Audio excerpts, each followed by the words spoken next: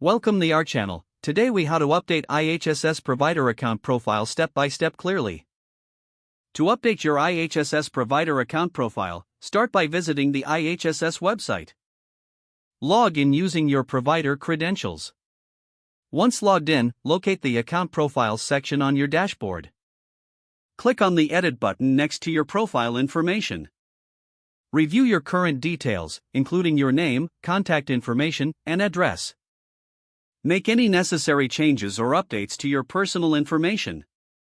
If you need to upload any documents, click on the Upload Documents link. Select the files from your device and follow the prompts to upload them. After entering all the necessary updates, double-check your information for accuracy. Once you are satisfied with the changes, scroll to the bottom of the page.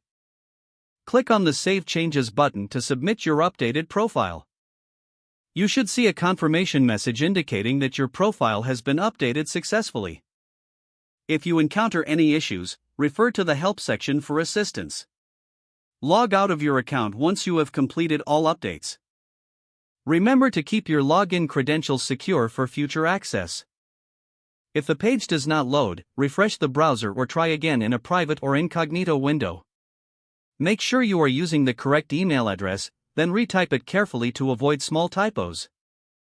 If your password is not accepted, use the reset option and create a new strong password you can remember.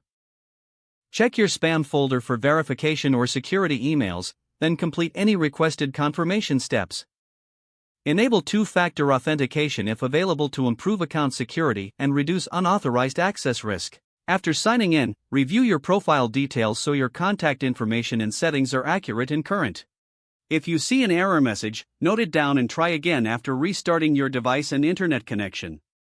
Log out when you finish, especially on shared devices, to keep your account and payment information secure.